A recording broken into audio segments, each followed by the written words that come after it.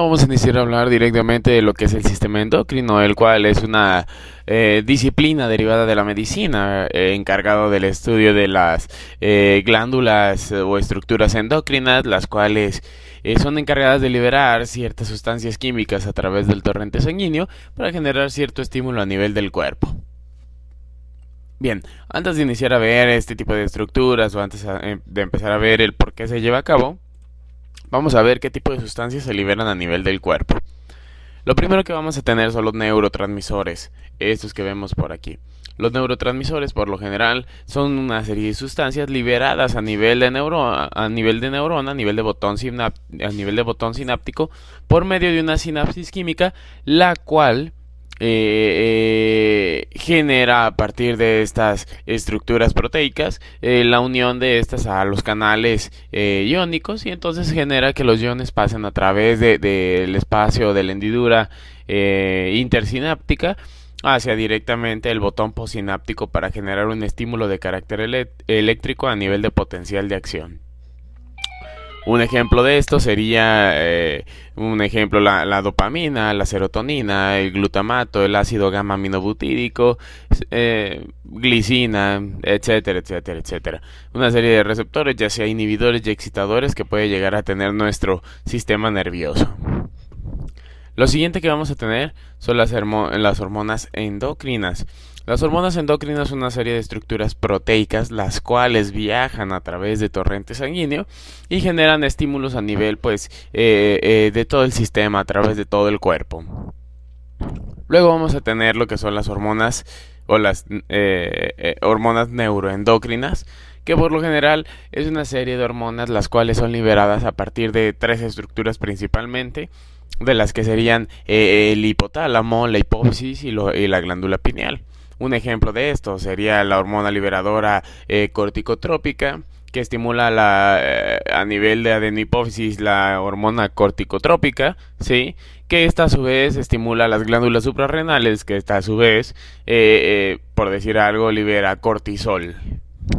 Sí, entonces hay que tener muy en cuenta que muchas de las hormonas neuroendocrinas controlan mucho de la liberación de las hormonas endocrinas a nivel de glándulas externas.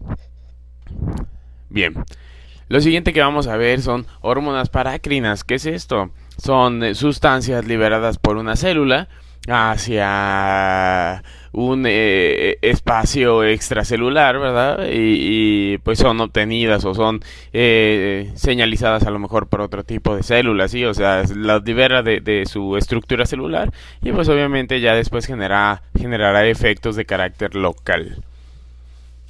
Ahora, las siguientes van a ser las hormonas autócrinas. ¿Qué quiere decir? Que son aquellas estructuras liberadas por la misma célula para su asimilación propia. ¿Qué quiere decir? Se liberan por un tipo de célula o por una célula, y esta célula vuelve pues a captar este químico, ¿verdad? Que le va a ayudar o le va a fomentar algún efecto de carácter, ya sea positivo o negativo. Ay. Y ya por último tenemos lo que serían las citocinas o citoquinas, que por lo general son sustancias o mensajeros químicos liberados principalmente por el sistema inmune a nivel de inmunidad innata. Sí, principalmente, porque también tenemos un ejemplo, células endoteliales del vaso sanguíneo, que también son encargadas de liberar citoquinas o citocinas. Bien, ahora vamos a hacer un pequeño hincapié en cómo son liberadas o cómo se fomenta o cómo se crea. Vamos a ir a algo que nosotros denominamos sistema de endomembrana. Ahí está.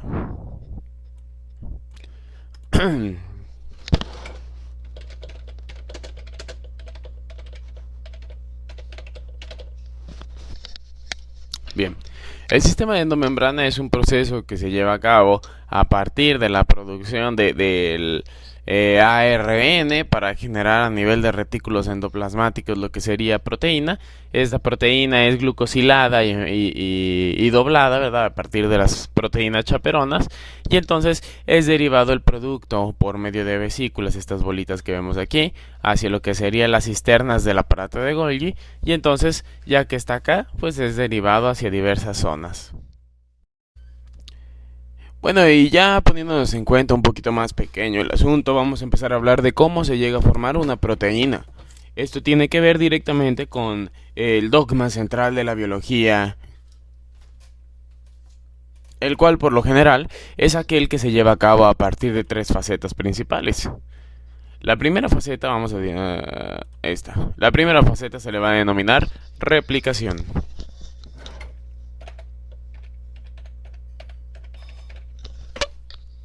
Ok, la replicación es muy importante porque dentro de la replicación, pues obviamente va a generar o va a gestionar que nuestro ADN se duplique, ¿sí? Se genera una copia exacta de este. Ay, espérenme.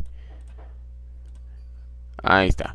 Va a generar que nuestro ADN genere una copia exacta de él y entonces pues obviamente este proceso por lo general siempre se lleva a nivel de mitosis o meiosis. ¿Sale? Ok. El siguiente proceso que vamos a ver es la transcripción.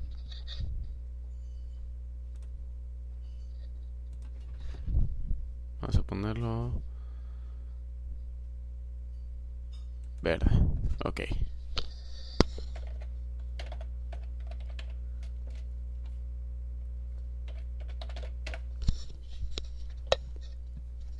Muy bien, es la transcripción. Que la transcripción por lo general se lleva a cabo el proceso de creación de ARNs. Vamos a ponerlo aquí. Los primeros ARNs o los más fundamentales que nosotros vamos a tener, lo voy a colocar de otro color verde, ahí está. Los primeros que vamos a tener, ARN, ahí, vamos a ponerlo en mayúscula, ARN, ARNR, ahí está. El ARNR es el ARN ribosomal. ¿Qué quiere decir? Por lo general son aquellas estructuras de carácter ribosomal, ¿sí? Aquellas estructuras que por lo general son como bolitas, ¿verdad? Las cuales generan o proyectan o producen lo que es la proteína. Sí, si nosotros lo vemos en un contexto muy genérico, pues estos serían como los chefs de la célula, ¿verdad? Son los encargados de producir directamente lo que sería nuestras proteínas, ¿sale? Siguiente. Vamos a encontrar lo que es el ARN.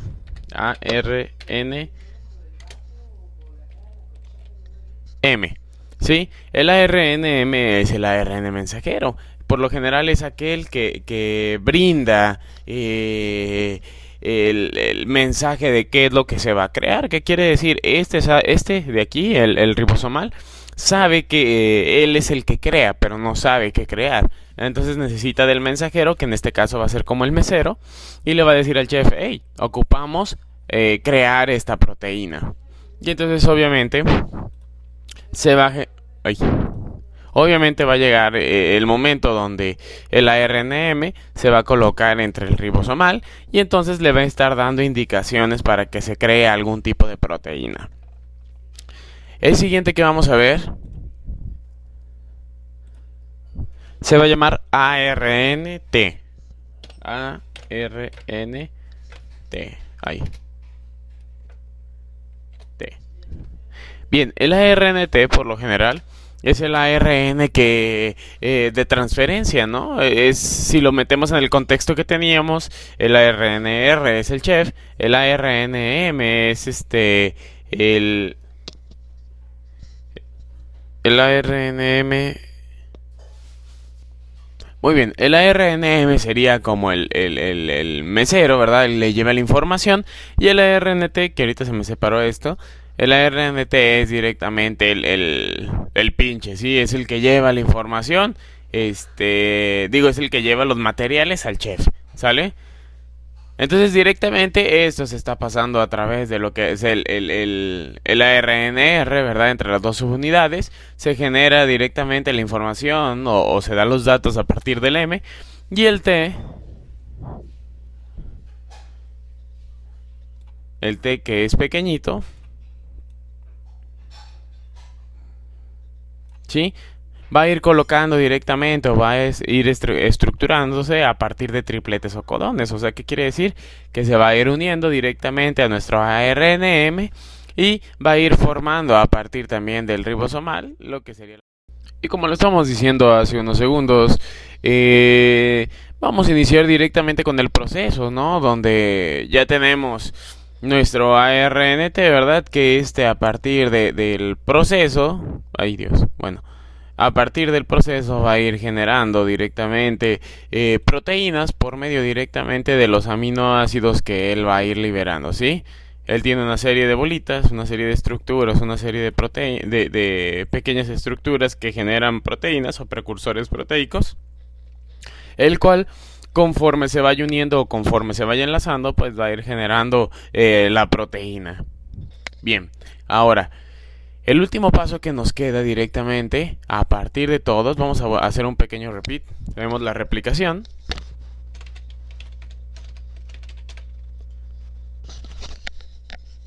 Que de la replicación nos pasamos a la transcripción.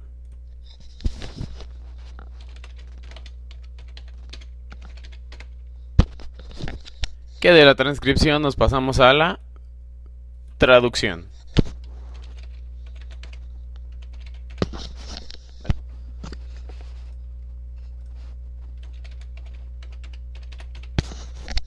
Ok, les explico. Directamente ya cuando hablamos de estas tres estructuras, hablamos de que aquí hay una duplicación del ADN, que por lo general esto es usado a partir de la división celular, la mitosis o meiosis. La transcripción es la encargada de generar los ARN, ¿verdad? Vamos a ponerle aquí. ARN. Es la encargada de generar los ARN. Y la traducción con base directamente en los ARN, pues estos van a empezar a generar lo que sería una síntesis proteica, ¿no? La traducción lo que genera es la generación, lo que estamos hablando ahorita, la generación de proteínas.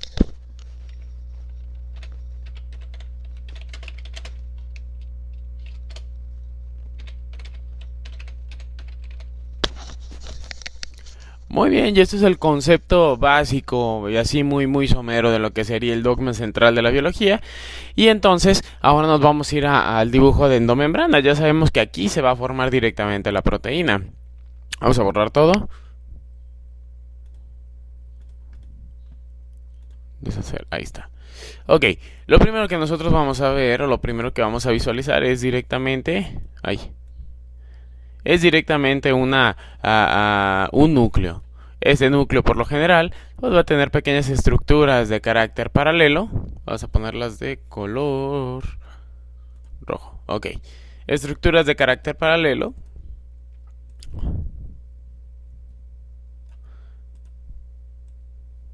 Ay Dios, estas no. Ahí está. Ok, vamos a hacer algo.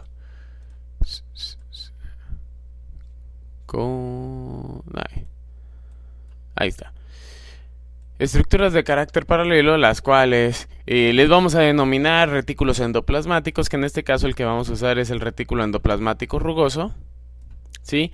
En el cual se llega a posar o se llega a colocar lo que sería nuestro ARNR o nuestro AR ribosomal para la gestión o la formación de proteínas. Ok, eso está fácil. Ahora, directamente vamos a empezar a hablar del proceso que estábamos dialogando en este momento, ¿sí? Lo primero que vamos a ver a nivel de estructura va a ser directamente la liberación del ARN. Se forma a nivel de núcleo y entonces este es liberado a nivel de citoplasma, ¿sale? Ya que se liberó a nivel de citoplasma, nosotros vamos a tener tres estructuras primarias que ya acabamos de ver. Sí, el ARN ribosomal, sí, que es el que se va a posar directamente a nivel de retículos endoplasmáticos. Y luego vamos a tener el ARNM, que es directamente el mensajero que les dije que se iba a colocar entre el ribosomal. Y luego vamos a tener el ARNT, que por lo general se posa a nivel de ARNM. Y empieza a generar la formación de las proteínas.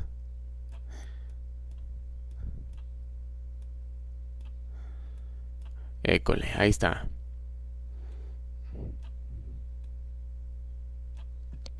Bien, y entonces, ya que llegamos a este punto, podemos determinar que cuando se está formando, se está generando una proteína, pues obviamente esta estructura proteica va a entrar. Disculpen el cambio de dibujo, tuvimos un poquito de problemas técnicos, pero ya regresamos. A ver, entonces mencionábamos que directamente se crean los ARN, se genera la inserción de los ribosomales, se genera la inserción del mensajero y del ARN de transferencia. Después de eso lo que va a ocasionar o lo que se va a generar es directamente la inserción o la producción de una proteína. Esta proteína va a entrar, esta proteína va a entrar a nivel directamente de lo que sería el retículo endoplasmático y entonces va a generarle dos funciones. La primera es el doblamiento que se lleva a cabo a partir de proteínas denominadas chaperonas. Y el segundo, pues va a ser generado directamente por una glucosilación. ¿Qué quiere decir esto? Que se le van a agregar pequeños sacáridos, en este caso pequeñas estructuras, por decirlo así, de glucosa, de azúcar, ¿verdad? Las cuales son como el marcador para que este sea derivado a través de todo el sistema. En este caso, pues si lo metemos en un contexto, sería como la paquetería, ¿sí? Es el FedEx. Entonces se glucosila y se va a mandar directamente a otra estructura. La siguiente estructura que nosotros vamos a realizar o vamos a ver directamente es nuestro aparato de Golgi, donde decimos, mira, ya tenemos nuestra proteína, ya la doblamos, ya tiene función. ¿Y ahora qué vamos a hacer? Pues vamos a derivarla o a mandarla donde necesitamos. Y entonces esto sale a través de lo que serían vesículas. La proteína empieza a derivarse a través de una vesícula. Sí, empieza a meterse por aquí, ¿verdad? Se deriva directamente a través de la vesícula.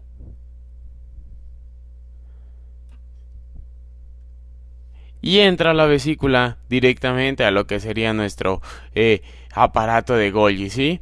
Si lo ponemos en contexto, pues aquí tendríamos la proteína, adentro de eso es como una estructura sacular, la cual está compuesta de fosfolípidos, ¿verdad? Si lo ponemos con dirección o si lo ponemos con flecha, sería de la siguiente manera. Agarramos, flecha y flecha. Así es, ¿sí? Entonces quiere decir, repetimos directamente todo el proceso, donde directamente nuestro ARNR es el chef que produce la proteína, pero no sabe qué producir. El M le está diciendo, hey, se produce esto, y el T le está dando los elementos para que éste pueda producir la proteína. Ya que se produjo, se va a doblar para darle función a nivel de proteína chaperona, y después se va a glucosilar para darle su dirección, ¿sí? Hacia dónde va a ir, ¿sí? Por lo general lo mandan por una vía denominada vía o vesícula de COP2.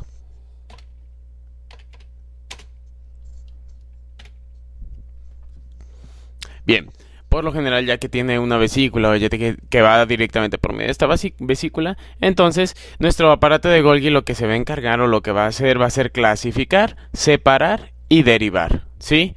Ya que él se encarga de ese tipo de estructuras, donde agarra y llegan las vesículas y las empieza a derivar hacia diversas áreas específicas de lo que sería la célula, ¿sí? Que si lo tomamos en cuenta, sería como regresarnos directamente al primer paso que vimos, ¿verdad? Neurotransmisores, hormonas endocrinas, neuroendocrinas, parácrinas, autocrinas, citoquinas, ¿sí?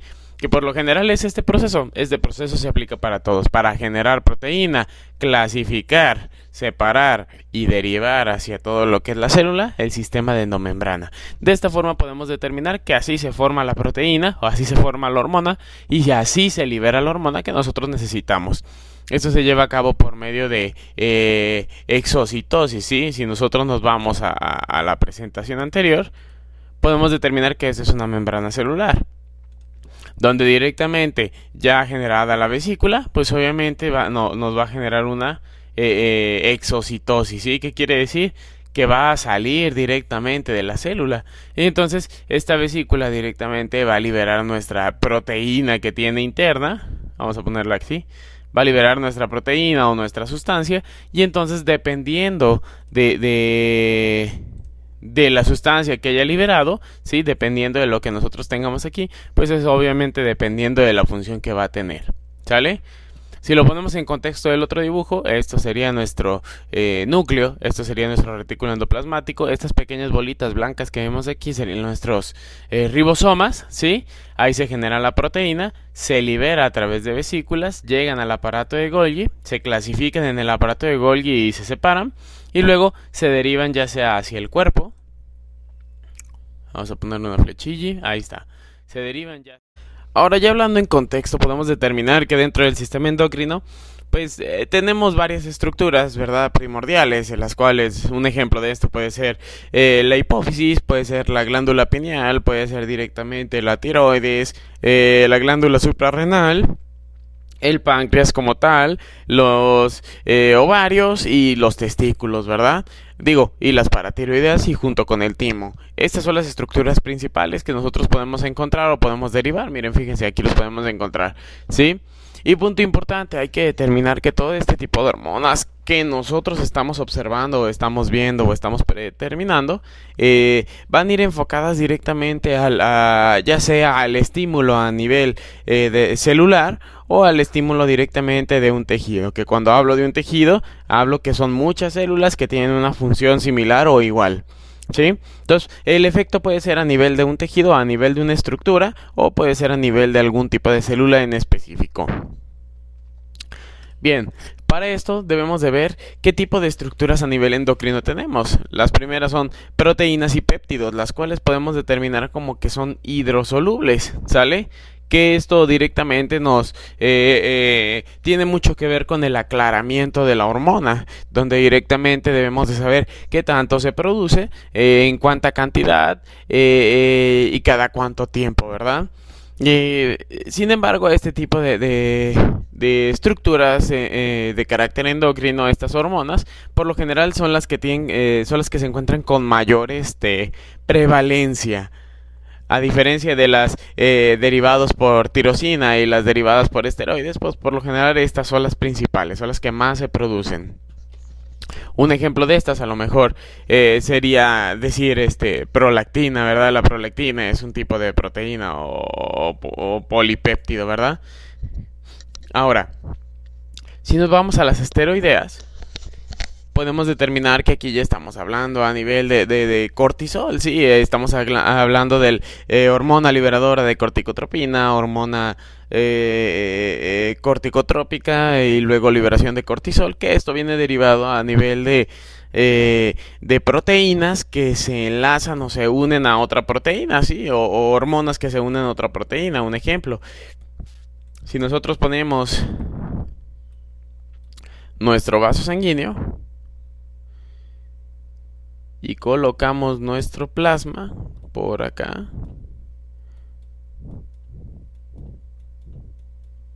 eso, podemos determinar directamente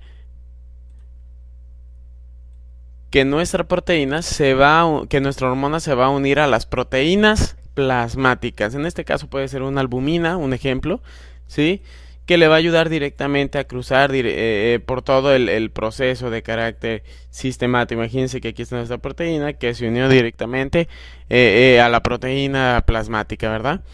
La cual pues le ayuda a que no sea tan soluble a nivel a nivel de vaso sanguíneo, pero tiene un problema. Su absorción puede ser muy lenta, lo que le da pues un efecto así como muy prolongado, ¿no? Donde no se anexa tan rápido a lo que es nuestra célula. A diferencia de esta que luego va y genera su funcionalidad a nivel celular, ¿sí? Que se plasma directamente a nivel de la célula, a nivel del receptor de membrana, y entonces genera un efecto de carácter interno a nivel de la célula. Esta no, esta tarda un poquito más en entrar directamente a la célula. Y ya por último tenemos los derivados de la tirosina, ¿sí? Que estos interactúan a nivel de núcleo celular, ¿sí? ¿Qué quiere decir esto? Que directamente estas van a interactuar a nivel de cromosomas para generar un efecto predeterminado, ¿sí? Por lo general, ¿sí? Entran directamente a nivel de la membrana celular y entonces generan su efecto a nivel de núcleo celular. ¿Derivados de qué? Derivados de las hormonas tiroideas, o sea, de la tiroides. Si nosotros lo ponemos en contexto, ponemos el dibujo, pues nosotros podemos predeterminar que serían las hormonas que se encuentran a nivel de esta zona. ¿Sale, vale? Bien, siguiente punto. Secreción, transporte y aclaramiento. Es lo que mencionábamos hace ratito. La secreción, transporte y aclaramiento, pues lo predeterminábamos o lo determinábamos como cómo se va a producir, la duración de la acción, ¿verdad? Lo que hablábamos hace rato, que por lo general las proteínas, que las proteínas y polipéptidos, pues por lo general eran degradados de manera muy sencilla. Acuérdense que eran hidrosolubles a nivel de plasma sanguíneo, ¿verdad? Ahora, vamos a ver sus dos variables directamente dentro de la secreción, el transporte y el aclaramiento. Ya vimos directamente los tres procesos. El anterior, presentación, donde decíamos que se anexaba a lo que es la membrana celular, se transportaba por vaso sanguíneo, pero era muy soluble, y donde estos dos directamente pues eran difíciles de obtener a nivel de receptores celulares, pero no eran tan fáciles de degradar a nivel de plasma, ¿verdad? Muy bien. Ahora, debemos de ver dentro de las variables de la secreción que vamos a ver qué tanto se llega a secretar y la duración de la acción que tiene cada hormona, ¿verdad? También se debe de predeterminar las concentraciones hormonales en sangre, ¿verdad? Circulante. ¿Qué quiere decir? ¿Qué tanto se va a empezar a producir? ¿Sale? ¿Qué tanto? ¿Cada cuánto? ¿Sí? Y de cuánto nos va a tocar, ¿verdad?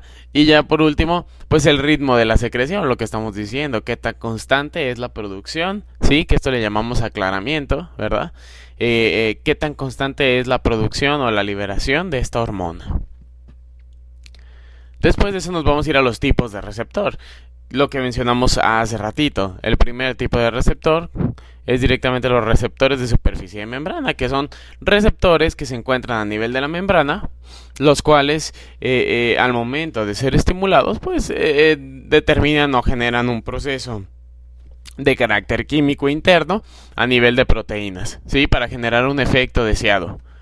Y luego vamos a tener el estímulo a nivel de citoplasma celular, donde proteínas citoplasmáticas llegan e interactúan a nivel con la hormona. Y ya por último tenemos lo que habíamos mencionado del núcleo o la nuclear, donde llega directamente sobre todo lo que serían las hormonas de tirosina, y entonces interactúan sobre todo o principalmente a nivel de cromosomas. Muy bien. Eso. Ok. Ahora, directamente nos vamos a ir al siguiente punto, donde dice disminución de la expresión de los receptores. ¿Cómo se pueden disminuir o cuál es su disminución? ¿Verdad? Lo primero que vamos a ver es la inactivación de algunas moléculas receptoras. ¿Qué quiere decir? Que hay moléculas que por lo general se llegan a inactivar, ¿sí?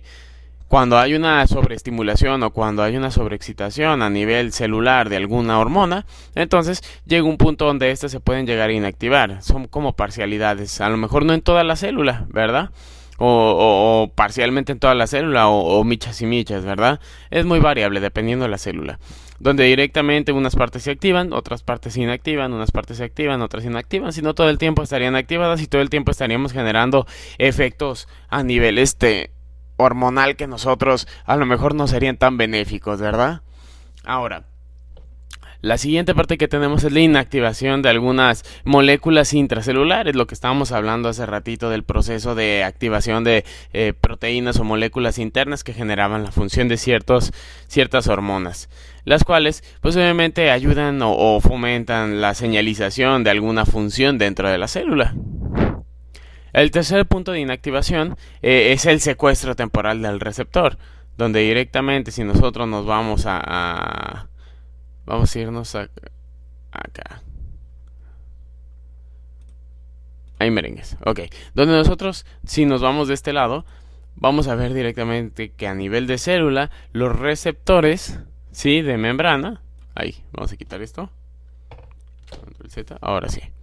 Donde directamente los receptores de membrana son secuestrados. ¿Qué quiere decir? Que directamente se empujan o se los tragan, ¿verdad? Un ratito, se deprimen, y entonces cuando llega directamente nuestro nuestra hormona, ¿verdad? Y llega a generar o a gestionar algún tipo de función a nivel de receptor de membrana, pues esta directamente no lo genera. ¿Por qué? Porque directamente esta de aquí ya no existe, ¿sí? Se encuentra deprimida, se encuentra dentro de la membrana. Vientos. Ahora, vamos a seguir con el otro punto. École, ahí está, ¿sí? Secuestro temporal del receptor en su lugar de acción. Vientos. Vamos a ponerle... Bien, después de esto tenemos directamente la destrucción de receptores de membrana, ¿verdad? La cual pues obviamente destruye, ¿verdad? Tenemos dos funciones, la inactivación de las moléculas receptoras o la destrucción de los receptores de la membrana, ¿verdad? ¿Qué quiere decir? Llega un punto donde es tan excitado o llega a excitarse que tanto que pues ya se destruye directamente.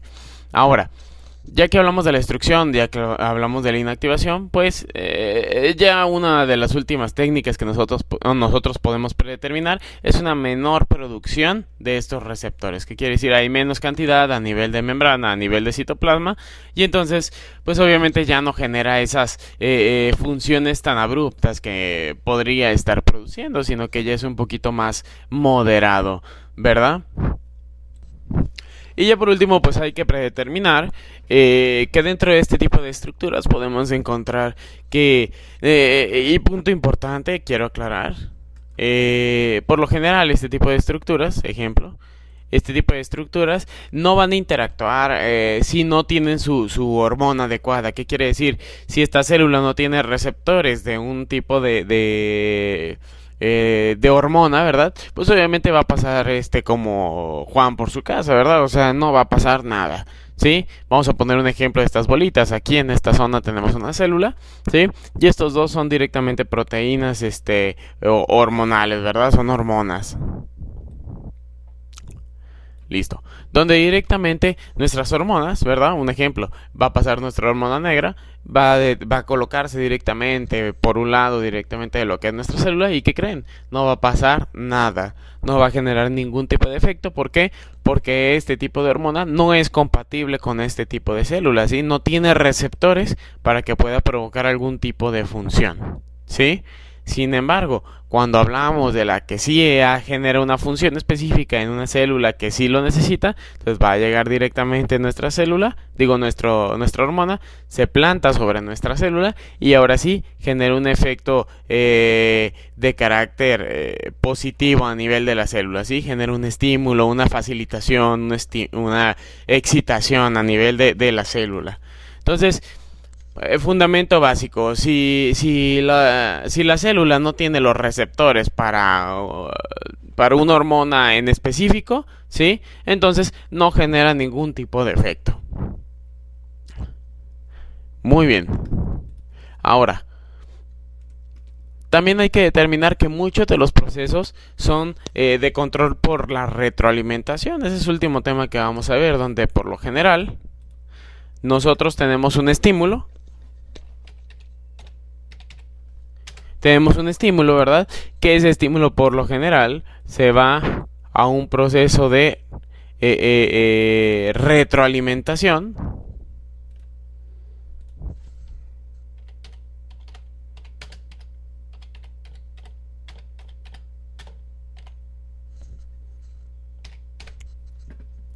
Y ese proceso de retroalimentación, por lo general, se deriva nuevamente hacia el inicio, ¿sí? ¿Qué quiere decir? A esto los llamamos canales, a nivel de fisiología los llamamos canales o funciones de lazo cerrado.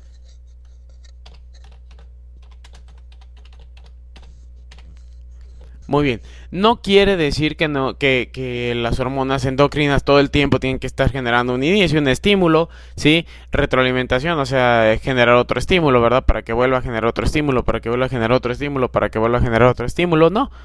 Digo, sino que también tenemos estructuras de lazo abierto, vamos a colocarlos por acá. Lazo abierto, ¿sí? Donde tenemos estructuras de lazo abierto, las cuales... Ahí, espérenme, ahí está. las cuales también tienen un inicio. Inicio. Que directamente también tienen un estímulo, ¿sí? Aquí vamos a ponerle un circulito. Vamos a ponerlo así. Estímulo. Con color negro. Generan un estímulo. Y entonces, este lazo abierto por lo general provoca una salida o un término.